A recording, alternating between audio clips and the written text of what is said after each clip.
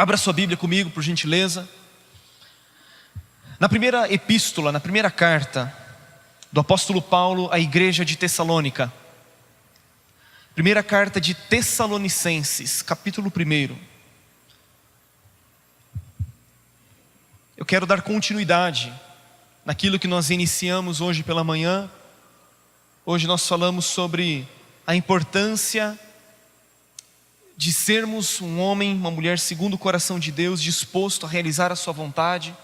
Falamos também sobre a importância do corpo de Cristo estar unido à sua liderança, de estar unido aos seus pastores. E agora, nessa noite, eu quero falar sobre um tema muito importante. E o título que eu quero dar a esta mensagem é Uma Igreja Vibrante. Uma Igreja Vibrante. Primeira carta de Paulo aos Tessalonicenses, capítulo 1, vamos fazer a leitura a partir do versículo 2, acompanhem comigo. Damos sempre graças a Deus por todos vós, mencionando-vos em nossas orações, e sem cessar recordando-nos diante do nosso Deus e Pai, da operosidade da vossa fé, da abnegação do vosso amor e da firmeza da vossa esperança em nosso Senhor Jesus Cristo. Reconhecendo, irmãos amados de Deus, a vossa eleição, porque o nosso evangelho não chegou até vós tão somente em palavra, mas sobretudo em poder, no Espírito Santo e em plena convicção, assim como sabeis ter sido o nosso procedimento entre vós e por amor de vós. Versículo 6, com efeito, vos tornastes imitadores nossos e do Senhor, tendo recebido a palavra, posto que em meio de muita tribulação, com alegria do Espírito Santo, de sorte que vos tornastes um modelo para todos os crentes na Macedônia e na Acaia, porque de vós repercutiu a palavra do Senhor, não só na Macedônia e Acaia, mas também por toda parte se divulgou a vossa fé para com Deus, a tal ponto de não termos necessidade de acrescentar coisa alguma, pois eles mesmos, no tocante a nós, proclamam que repercussão teve o nosso ingresso no vosso meio, e como, deixando os ídolos, vos convertestes a Deus para servirdes o Deus vivo e verdadeiro, e para aguardardes dos céus o seu Filho, a quem Ele ressuscitou dentre os mortos, Jesus, que nos livra da ira vindoura. Queridos, o apóstolo Paulo passa pela cidade de Tessalônica em sua segunda viagem missionária, e ele escreve esta carta, é uma das primeiras cartas que Paulo escreve, e ele escreve exatamente da cidade de Corinto. Depois de ter passado pela cidade de Tessalônica, ele vai para a cidade de Corinto, e ali ele escreve esta carta para esta igreja de Tessalônica. Paulo, a Bíblia nos mostra em Atos capítulo 17, do versículo 1 ao versículo 3, que ele passa aproximadamente 3 semanas nessa cidade. 3 semanas foram suficientes para que Paulo fosse à cidade de Tessalônica, pregasse o evangelho e estabelecesse uma igreja forte, uma igreja relevante naquela cidade. Aquela cidade que tinha aproximadamente 200 mil habitantes, era a principal cidade da Macedônia, e agora Paulo escreve esta carta para esta igreja com o propósito de responder algumas questões, de responder algumas perguntas que aqueles irmãos haviam enviado para o apóstolo Paulo. Esta cidade foi impactada pelo poder de Deus, através da pregação do evangelho, através da vida do apóstolo Paulo. E nós vamos observar que Paulo tem motivos para agradecer a Deus por aquela igreja. Paulo tem motivos para louvar a Deus por todas as virtudes que aquela igreja estava apresentando. A tal ponto de no versículo 7 Paulo dizer que esta igreja, a igreja de Tessalônica, se tornou uma igreja modelo. Uma igreja que se tornou exemplo para toda a Macedônia e também para a Acaia. Uma igreja que se tornou exemplo para o continente europeu, incluindo a Grécia e tantas outras cidades que estavam ao redor daquela cidade, a cidade de Tessalônica. Paulo tem motivos de louvar a Deus, de agradecer a Deus por tudo aquilo que Deus estava realizando, por tudo aquilo que Deus estava fazendo naquela cidade de Tessalônica. E nós vamos observar em primeiro lugar que esta igreja apresentava provas incontestáveis de alguém que foi salvo. Paulo diz, no versículo de número 3, recordando-nos diante do nosso Deus e Pai, da operosidade da vossa fé, da abnegação do vosso amor e da firmeza da vossa esperança. Paulo está dizendo que esta igreja tinha evidências de salvação. Paulo está dizendo que esta igreja tinha as principais virtudes de uma igreja, as principais virtudes da vida cristã, que é exatamente aquilo que Paulo menciona em 1 Coríntios capítulo 13, versículo 13, a respeito da fé, da esperança e do amor. São estas as três coisas que permanecem: a fé, a esperança e o amor. E agora Paulo está rendendo graças a Deus. Paulo está elogiando a esta igreja por ela apresentar essas três virtudes: a fé, a esperança e o amor. Só que Paulo começa a mostrar primeiramente a respeito da operosidade da fé.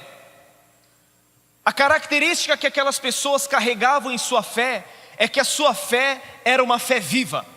Aleluia. Que a sua fé era uma fé ativa, que a sua fé era uma fé vibrante, que a sua fé era uma fé que colocava em prática a palavra de Deus.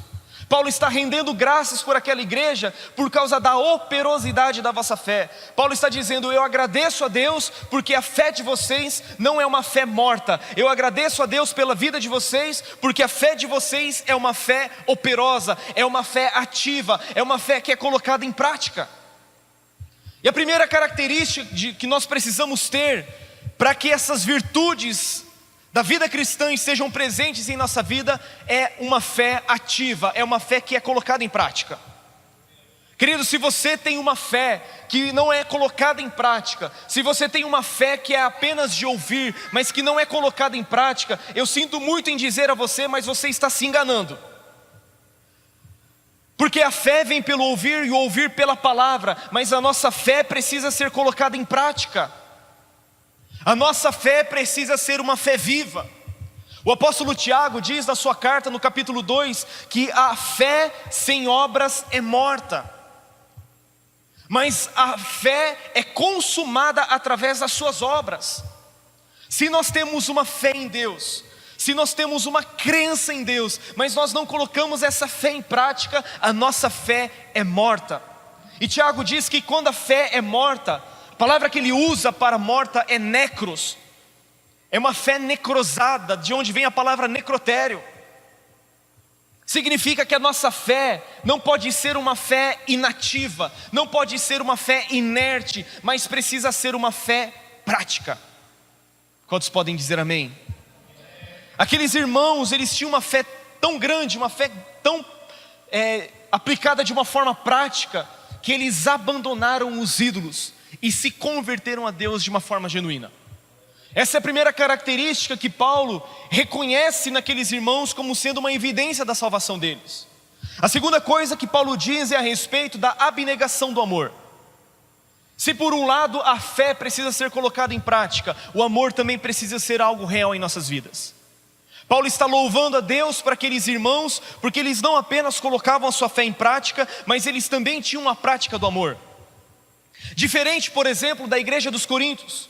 A igreja de Corinto era uma igreja que tinha uma fé, e Paulo fala isso no capítulo 13: se eu tiver tamanha fé a ponto de transportar os montes, mas não tiver amor, de nada serei, de nada valerá a pena, isso não terá significado algum.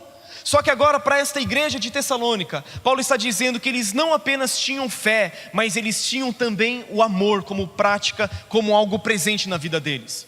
Paulo está dizendo e demonstrando a natureza do amor que aqueles irmãos tinham. Paulo está falando a respeito da abnegação do amor. Significa que amor é uma prática que nós devemos ter, e esta prática é uma prática altruísta. É uma prática que nega a si mesmo. É uma prática que não procura os seus próprios interesses.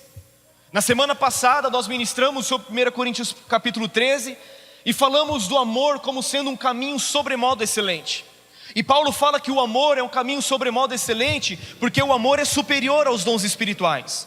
Paulo fala que o amor é um caminho sobremodo excelente por causa das suas virtudes. E ele diz que o amor é paciente, o amor é benigno.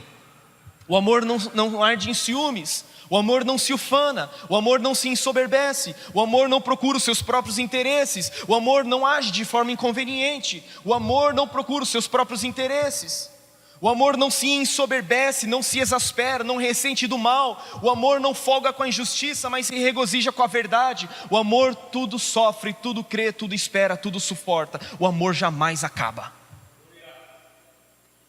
É este o amor que nós como igreja precisamos ter para que nós sejamos uma igreja vibrante, para que nós sejamos uma igreja, como Paulo diz, uma igreja modelo, uma igreja exemplar. Paulo está louvando a Deus porque aquela igreja era uma igreja que tinha o amor como uma virtude na sua vida diária. E sabe o que é interessante? Uma boa notícia para você que de repente tenha dificuldade com o amor. O amor pode crescer, o amor pelas pessoas pode aumentar. E é exatamente isso que Paulo ora nessa mesma carta de Tessalonicenses, no capítulo 3, versículo 12. Acompanhe comigo, por gentileza. 1 Tessalonicenses, capítulo 3, versículo 12.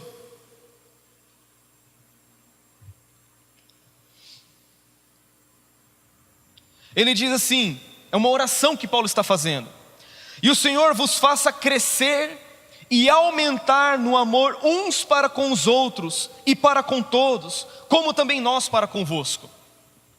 Paulo está orando: eu oro para que o amor de vocês aumente, para que o amor de vocês cresça. Talvez hoje você olhe para a sua vida e fala: Jesus do céu, só a tua graça me basta, só a tua misericórdia, porque olha, paciência eu não tenho, benignidade menos ainda. Senhor, não tem jeito para mim. Tem sim, querido. Paulo está dizendo: o Senhor vos faça crescer e aumentar no amor uns para com os outros e para com todos. E sabe o que é tremendo? É que Paulo ora no capítulo 3, versículo 12, para que esta igreja crescesse e aumentasse no seu amor. E na segunda carta aos Tessalonicenses, no capítulo 1 e no versículo 3, acompanhe comigo. Avance algumas páginas da sua Bíblia, 2 Tessalonicenses 1 e 3. Ele diz assim: irmãos, cumpre-nos dar sempre graças a Deus no tocante a vós outros. Olha só, Paulo está dizendo: eu sempre tenho motivo de agradecer a Deus pela vida de vocês. Por quê? Como é justo, pois a vossa fé cresce sobremaneira, e o vosso amor mútuo de uns para com os outros vai aumentando. Significa que Paulo, em um certo tempo, orava a Deus para que o amor daqueles irmãos aumentasse e crescesse. E agora na segunda carta, no capítulo 1, versículo 3, ele agradece a Deus, ele engrandece ao Senhor. Por quê? Porque aquilo que ele havia orado anteriormente estava se concretizando na vida daqueles irmãos. Paulo não estava apenas orando, mas agora ele estava agradecendo, porque aquelas pessoas haviam crescido no seu amor uns para com os outros. E Paulo está dizendo o amor mútuo, ou seja, o amor recíproco, o amor de uns para com os outros, o amor para com todos. Essa noite estou aqui para dizer para você que se você quer ser um crente vibrante, se você quer fazer parte de uma igreja vibrante, você precisa fazer esta oração. Você precisa crescer em amor. O seu amor pelas pessoas precisa crescer. O seu amor precisa aumentar pelas pessoas. Porque esta é uma evidência de alguém que é salvo, de alguém que foi transformado por Deus. O terceiro pilar, a terceira evidência de alguém que é salvo, de alguém que foi transformado, Paulo fala em primeiro a respeito da operosidade da fé, em segundo lugar da abnegação do amor, e agora em terceiro lugar ele fala da firmeza da esperança. Paulo está dizendo que aqueles irmãos não apenas tinham fé, não apenas tinham amor, mas eles tinham também esperança. Aleluia, louvado seja Deus. E a esperança dele, Paulo descreve, é uma esperança firme. Ele está dizendo: firmeza da vossa esperança. Firmeza fala daquilo que é firme, daquilo que é estável, daquilo que não se abala.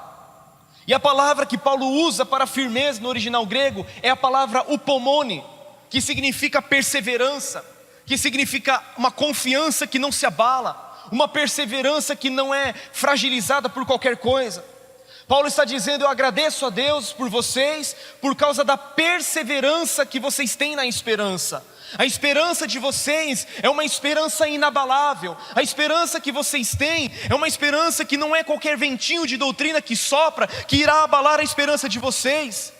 Queridos, nós precisamos cultivar em nossa vida não apenas uma fé ativa, não apenas um amor que exige renúncia e sacrifício, mas nós precisamos cultivar também em nossa vida uma esperança que não se abala.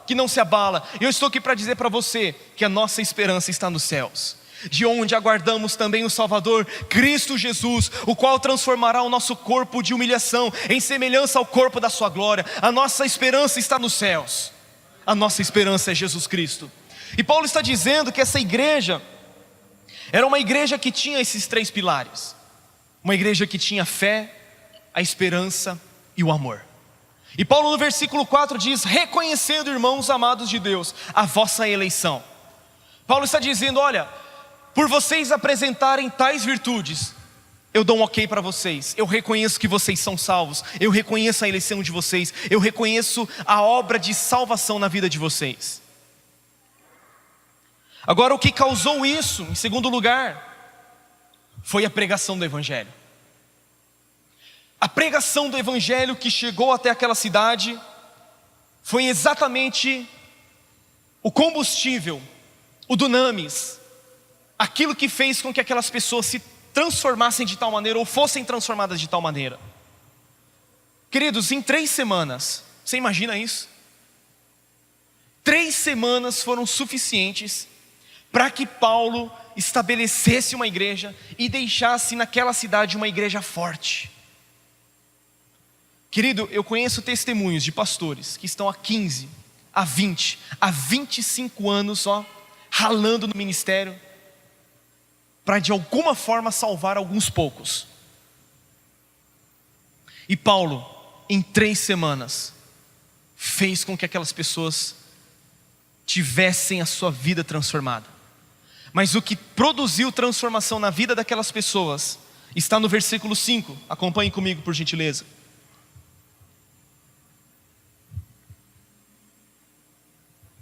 Ele diz: porque o nosso evangelho não chegou até vós tão somente em palavra. Queridos, o evangelho não é apenas palavra. Não estou falando que a palavra de Deus não é importante, mas Paulo está dizendo que o evangelho chegou àquela cidade não apenas em palavra, ele diz, mas sobretudo em poder, no Espírito Santo e em plena convicção. Paulo está dizendo: o evangelho que chegou até vocês é o evangelho de Jesus Cristo, e o evangelho de Jesus Cristo é o poder de Deus para a salvação de todo aquele que crê. O evangelho tem esta capacidade, a capacidade de transformar o pecador em alguém salvo. O evangelho tem a capacidade de transformar o viciado em alguém cheio do Espírito Santo. O evangelho tem a capacidade, é o poder de Deus que faz com que aquele que seja um perseguidor da igreja se torne em alguém perseguido e o maior evangelizador de todos os tempos, como foi com Paulo. O evangelho é o poder de Deus. Paulo diz para a igreja de Corinto: eu não fui até vocês com palavras apenas persuasivas de sabedoria humana, mas eu fui até vocês em demonstração do Espírito e de poder, para que a fé de vocês não se apoie em palavras, mas para que a fé de vocês se apoie no poder de Deus. O evangelho é o poder de Deus. O evangelho é um evangelho que transforma uma pessoa. O evangelho de Deus é um evangelho que transforma as pessoas num piscar de olhos. Muitas vezes estamos nos esforçando para transformar as pessoas. Muitas vezes estamos lutando para que pessoas sejam transformadas. Talvez você esteja lutando tanto para que o seu esposo, sua esposa seja transformada. Essa pessoa precisa apenas do evangelho, porque são as boas novas de Jesus Cristo. É o poder de Deus para a salvação de todo aquele que crê. Evangelho, boas notícias, as boas novas que vieram do céu. É esse o evangelho que nós precisamos propagar. É esse o evangelho que nós precisamos anunciar. É esse o evangelho que nós precisamos ouvir. É esse o evangelho que nós precisamos permitir que transforme a nossa vida, porque é o poder de Deus para a salvação de todo aquele que crê. O evangelho foi pregado não apenas em palavra, mas sobretudo em poder, no Espírito Santo. A palavra poder é a palavra dunamis, é a palavra poder. Jesus fez uma promessa para os seus discípulos: e recebereis poder ao descer sobre vós o Espírito Santo. Vocês serão as minhas testemunhas em Jerusalém, na Judéia, Samaria e até os confins da terra. O Evangelho precisa ser pregado com poder e no poder do Espírito Santo, porque é o Espírito Santo que nos reveste, é o Espírito Santo que nos empodera, é o Espírito Santo que nos habilita e nos capacita a pregar o Evangelho. Quantos podem dizer amém? E em plena convicção. O Evangelho precisa ser abraçado em plena convicção. Ele precisa ser pregado com plena convicção. Amém? Isso fez com que aquela igreja se tornasse uma igreja vibrante. Isso fez com que aquela igreja se tornasse uma igreja exemplar. A partir do versículo 6, Paulo vai nos mostrar isso. Quando ele diz: com efeito, vos tornastes imitadores nossos e do Senhor, tendo recebido a palavra, posto que em meio de muita tribulação, com alegria do Espírito Santo, de sorte que vos tornastes o modelo para todos os crentes na Macedônia e na Acaia. Paulo está dizendo que aqueles irmãos se tornaram modelos. Digam assim comigo: modelos. Aquela igreja, a igreja de Tessalônica, se tornou uma igreja modelo para todo o Novo Testamento. Só que aquela igreja se tornou modelo porque primeiramente eles estabeleceram exemplos em sua vida. Versículo 6, Paulo diz isso: com efeito, vos tornastes imitadores nossos e do Senhor. Imitadores nossos e do Senhor. Você não pode ser modelo para alguém, você não pode ser modelo para a sociedade, se antes você não imita alguém.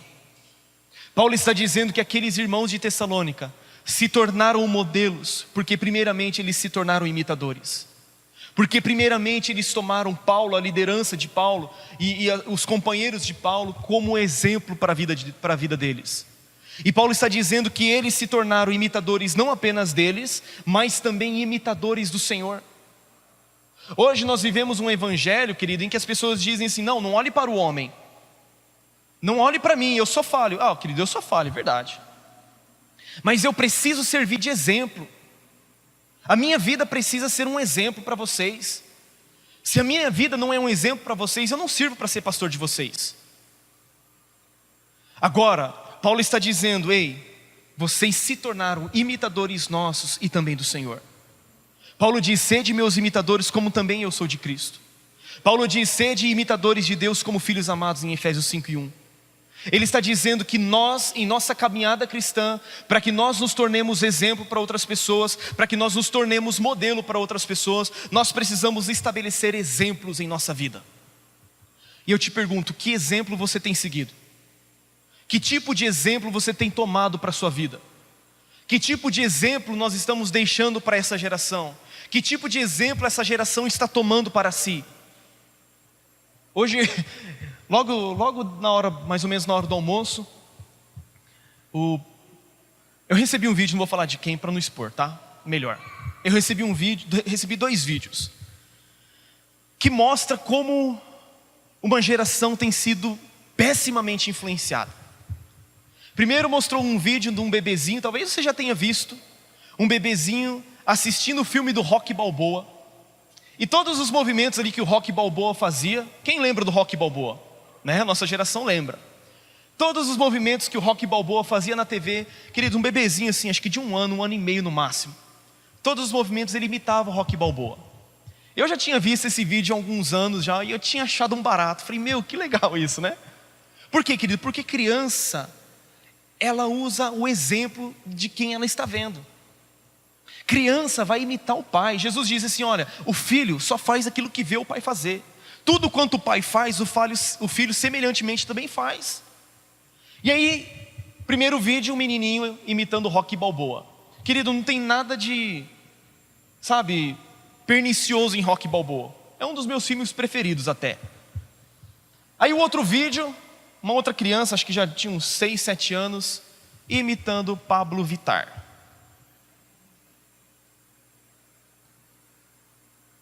Eu nem sabia quem era essa pessoa, minha esposa que me falou. Falei, meu Deus, é esse o nome, né? Pablo Vittar. Sabe, que tipo de exemplo essa geração está tomando para si? Eu estou ouvindo de Pablo Vittar para lá e para cá. Falo, quem que é esse trem? Querido, nem queira saber. Mas não é bom exemplo. Que tipo de exemplo nós estamos estabelecendo em nossa vida? A quem nós estamos imitando? Eu me lembro, querido, que no início da minha vida cristã, eu estou indo para 13 anos já no mês que vem, eu estabeleci exemplos na minha vida. Eu não cresci num lar evangélico, eu me converti com 19 anos, e naquele momento da minha vida eu precisava de exemplos, e ainda hoje eu tenho exemplos e continuo precisando de exemplos. Mas eu estabeleci os meus pastores como exemplo, eu estabeleci os meus pastores como referência para a minha vida, estabeleci outros irmãos da igreja como referência para a minha vida, homens que eram exemplos na vida de oração, homens que eram exemplos na leitura da palavra, na paixão pela palavra, homens que eram exemplo no trato com a sua esposa. Eu comecei a usar essas pessoas como referência e como exemplo para a minha vida. E eu te pergunto, a quem você tem tomado como exemplo para você? Em Hebreus capítulo 13, no versículo 17,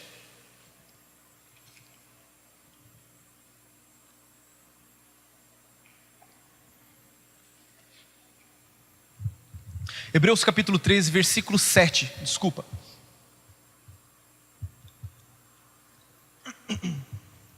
Olha só, Hebreus 13 e 7. Lembrai-vos dos vossos guias, os quais vos pregaram a palavra de Deus, e considerando atentamente o fim da sua vida, imitai a fé que tiveram. Olha o que o autor está dizendo. Lembrem-se daqueles que pregaram a palavra para vocês. Lembrem-se daqueles que foram um instrumento de Deus na vida de vocês. Imitem a fé que eles tiveram. Paulo está dizendo, o autor aos Hebreus, ele não está dizendo que você deve imitar os erros. Ele está dizendo, imitem a fé. Tomem a fé dos seus líderes, dos seus guias, daqueles que pregaram a palavra de Deus para vocês. Tomem a fé deles como exemplo. Porque, queridos, nós não podemos ser modelo para alguém sem antes nós sermos imitadores. E Jesus, Ele disse assim, olha, eu vos deixei o exemplo, eu vos deixei o modelo, assim como eu fiz, façam vós também.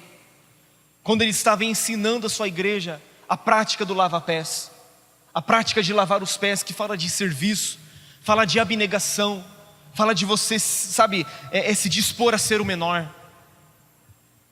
E hoje, queridos, a igreja, nós estávamos até conversando hoje de manhã a respeito de música.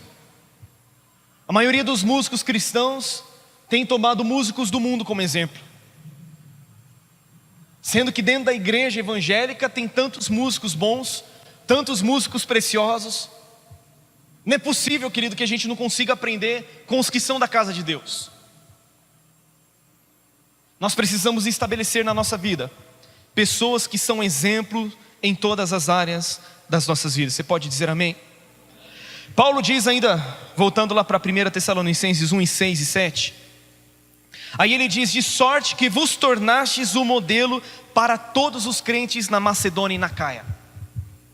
Paulo está dizendo que a transformação que houve naquela cidade, a transformação que houve na vida daquelas pessoas, foi uma transformação tão impressionante, que fez com que através do exemplo deles, muitas outras pessoas ouvissem a palavra do Evangelho, que através da transformação que houve na vida deles, a conversão genuína, a fé, a esperança e o amor, o exemplo que eles estavam se tornando, isso fez com que a palavra do Senhor se tornasse algo que alcançasse as demais regiões da Europa.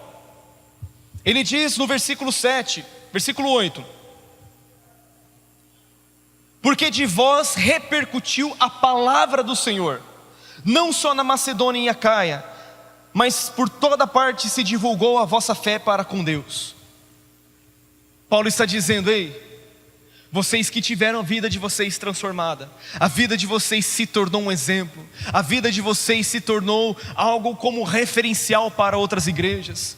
Queridos, eu estou dizendo aqui para você nessa noite, que nós como igreja, podemos e devemos nos tornar exemplo para outras pessoas. Uma igreja se torna modelo não pelo seu orçamento. Uma igreja se torna uma igreja modelo não por causa da suntuosidade do seu templo. Uma igreja se torna exemplo não por causa das suas estratégias, nem mesmo por causa dos seus resultados, mas uma igreja se torna exemplo por causa da sua fé viva, por causa do seu amor abnegado e por causa da sua firmeza de esperança, por causa das suas virtudes, por causa do seu conhecimento de Deus.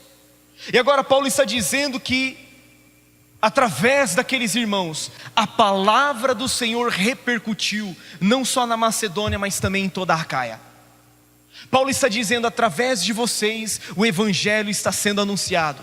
Através de vocês, a palavra do Senhor está repercutindo. Sabe o que significa repercutir? Significa como uma trombeta que é tocada em alto e bom som. Repercutir fala de um som que alcança os lugares mais longínquos. E é isso que a nossa vida precisa ser. A nossa vida precisa repercutir na vida de outras pessoas. Aquilo que Deus está falando conosco, a palavra que Deus tem nos confiado, precisa ser como uma trombeta na vida de outras pessoas. Você pode dizer amém por isso? Paulo está dizendo: por toda parte se divulgou a vossa fé para com Deus, a tal ponto de não termos necessidade de acrescentar coisa alguma. Querido, sabe o que eu observo no Novo Testamento? Sabe o que eu observo em Atos dos Apóstolos? Eu observo homens e mulheres que transtornaram o mundo da sua época. Você sabe do que as pessoas chamavam Paulo? As pessoas diziam que Paulo era uma peste, irmãos. É sério, é engraçado, mas é sério. As pessoas diziam assim: aqueles que têm transtornado o mundo chegaram também até nós. Meu Deus do céu, o que nós vamos fazer? Aqueles que estão pregando o Evangelho, aqueles que estão mexendo com a economia, estão mexendo com a cultura, estão mexendo com a sociedade, esses também chegaram até nós. O que nós vamos fazer? Na cidade de Filipos, Paulo fez com que o comércio virasse do lado avesso. Por quê? Porque as pessoas idolatravam, as pessoas tinham idolatria, e Paulo mexeu com tudo isso. Quando Paulo chega na cidade de Éfeso, querido, a magia, o ocultismo acaba daquela cidade. As pessoas começam a pegar os seus livros, as suas práticas de ocultismo, e começam a queimar em praça pública. Por quê? Porque Paulo era alguém cheio do Espírito Santo, era alguém por intermédio do qual Deus fazia coisas extraordinárias. E eu estou aqui para dizer para você que através da sua vida a palavra do Senhor pode repercutir. Eu quero dizer que através da sua vida o Evangelho precisa ser pregado. Através da sua vida Deus pode fazer sinais, prodígios e maravilhas. Deus pode fazer coisas extraordinárias através da sua vida. É você que Deus quer usar, é você que Deus quer encher nessa noite, é você que Deus quer transformar num exemplo para outras pessoas. Mas que tipo de exemplo, que tipo de modelo nós temos nos tornado para as pessoas? Que tipo de exemplo você que está aqui dentro tem se tornado para um novo crente? Que tipo de exemplo você que está aqui dentro tem se tornado para as pessoas que têm chegado? Porque eu quero dizer uma coisa para você, querido, que as pessoas quando chegam aqui dentro dessa igreja, elas não olham apenas para os pastores, elas olham para as pessoas que estão do seu lado. Elas observam as pessoas, como elas adoram, se elas adoram ou não, se elas ouvem a palavra de Deus, se elas dormem na pregação, se elas louvam o Senhor, se elas chegam no horário. Isso tudo está sendo observado. Que tipo de exemplo nós estamos deixando para os que estão aqui dentro? E que tipo de exemplo nós queremos levar para os que estão lá fora? Que tipo de evangelho nós queremos propagar para as pessoas? Paulo está dizendo que através da igreja de Tessalônica, a palavra do Senhor repercutiu, a tal ponto de não ter necessidade de Paulo acrescentar coisa alguma. É uma transformação tão tremenda, é uma igreja vibrante. Para nós concluirmos, versículo 9.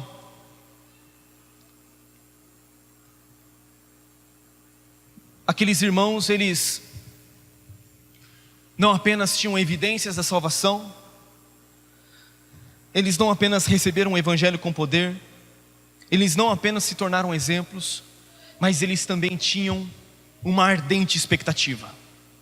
A Bíblia diz no versículo 9: pois eles mesmos, no tocante a nós, proclamam que repercussão teve o nosso ingresso no vosso meio, e como, deixando os ídolos, vos convertestes a Deus, para servirdes o Deus vivo e verdadeiro, e para aguardardes dos céus o seu Filho, a quem Ele ressuscitou dentre os mortos, Jesus, que nos livra da ira vindoura.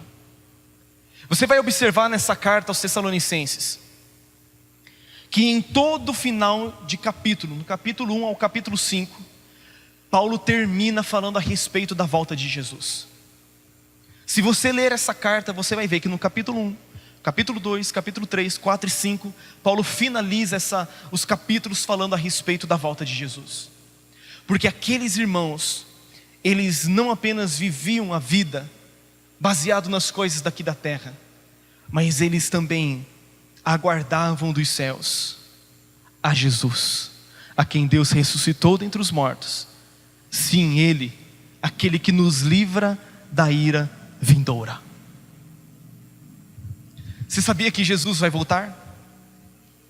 Você sabia que Jesus está voltando? Eu não sei se isso acontecerá conosco ainda em vida, ainda nessa geração. Eu não sei se será de repente, mas eu quero dizer para você que você precisa vigiar e orar, porque Ele está próximo, Ele está às portas, Ele está voltando. E essa precisa ser a nossa ardente expectativa. Nós precisamos aguardar dos céus a Jesus, aquele a quem Deus ressuscitou dentre os mortos. Sim, Ele, Jesus, que nos livra da ira vindoura, da ira futura. O Evangelho está sendo pregado neste lugar. E a minha oração como pastor é que cada um de vocês se torne exemplos, se torne exemplo para muitos outros. A minha oração é para que o Espírito Santo te encha de tal forma que através da sua vida a palavra do Senhor venha repercutir em Presidente Prudente, no Oeste Paulista, no estado de São Paulo, na nação brasileira. Já pensou nisso? Através de você. Eu sonho com isso, querido. Não apenas o Ministério Verdade e Amor, mas todas as igrejas de Presidente Prudente, experimentando uma poderosa visitação, experimentando um poderoso avivamento, experimentando uma poderosa transformação dessa cidade, de tal modo que vai tocar a nossa nação. Paulo diz para os coríntios: de boa vontade eu me gastarei e me deixarei gastar em prol da vossa alma. Querido, a minha vida é para que isso aconteça. Eu tenho ainda 32 anos de idade, e ainda são muitos anos pela frente, sabe? Gastando a minha vida, me deixando gastar, para que a vontade de Deus se cumpra nessa geração. A sua vida está passando, os dias estão passando. Querido, esse ano faz 10 anos que eu conheci minha esposa. Esse ano faz 10 anos que eu fui embora para Curitiba estudar. Sabe como as coisas passam assim, ó, rapidinho? Daqui a pouco já são 20 anos, 30 anos. E eu pergunto: o que você está fazendo do seu tempo? O que você está fazendo da sua vida? O que você está fazendo do Evangelho que você tem ouvido? O que você está fazendo do Evangelho que tem sido pregado a você? Nós precisamos, em nome de Jesus, nos tornar uma igreja vibrante, uma igreja de fé, de esperança e de amor, uma igreja que tem o Evangelho de poder no Espírito Santo em plena convicção, uma igreja que se torna exemplo e que aguarda dos céus a Jesus, aquele que nos livra da ira vindoura. Coloque-se em pé, por gentileza.